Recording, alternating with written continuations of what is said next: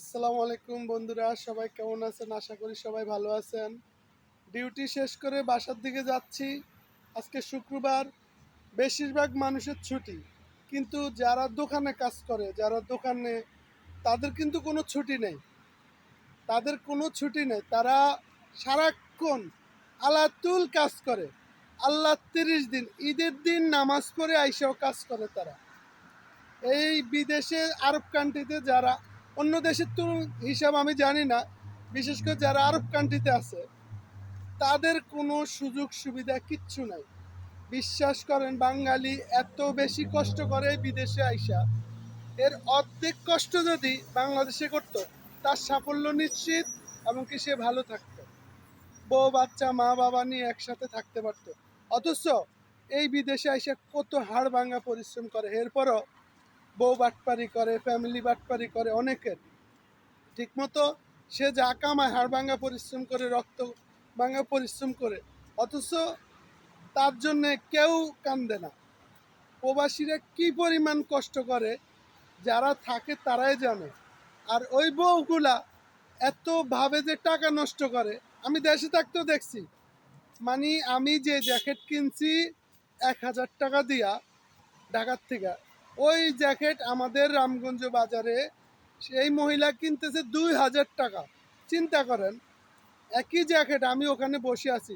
পরে ওই দোকানদার জিজ্ঞেস করতেছে, বাবু, তোমার বাবা কোথায় থাকে? কয়, বিদেশে থাকে, সৌদি আরব।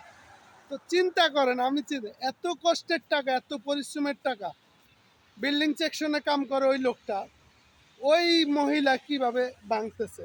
ভাঙক, ওই সন্তানের জন্য কাজ করে। কিন্তু ওই মহিলার যখন বলল যে কত টাকা, ও বলল 2,200 টাকা চাইছে, কাছে 2,000 টাকা দিব। চিন্তা করছেন আপনি, সাথে 2,000 টাকা দিয়া ওই জ্যাকেট, অথচ আমি কিনছি 1,000 টাকা দিয়ে। যাক, একটা উদাহরণ দেখাইলাম। এই প্রবাসী এত পরিশ্রম, এত কষ্টর পরে কেউর কাছে প্রবাসীরা দাম পায় না, এবং কি দেশের কাছেও না, ফ্যামিলির কাছেও না।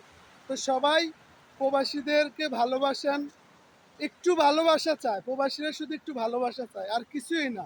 একটু ভালোবাসা দিবেন ফ্যামিলির থেকে, তাকে পেরেশানি দিয়েন না, মানসিক টেনশন দিয়েন না।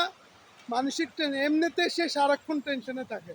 এত পরিশ্রমের পরেও যদি সে শুনে, বাবা মা বিবি বাচ্চা তোমরা কেমন আছো, হ্যাঁ ভালো আছি, বাস, একটু এই কথাটা শুনলে সে শান্তি, হ্যাঁ আলহামদুলিল্লাহ ভালো আছি। আর যদি বলে, দূর, শান্তি নাই, অশান্তি, তোমার মা এমন করছে, বাবা এমন করছে, অনেক ঝামেলা, তখন সে ডিপ্রেশনে চলে যায়। সে কাজেও শান্তি পায় না, তার ফ্যামিলির দিকেও শান্তি পায় না, তখন সে খুবই কষ্ট পায়। তা আপনারা কেউ এমনটা করবেন না। তো প্রবাসীদের পক্ষ থেকে কথাগুলো বললাম, আমি নিজেও একজন ওমান প্রবাসী। তো রাখলাম, আসসালামু আলাইকুম।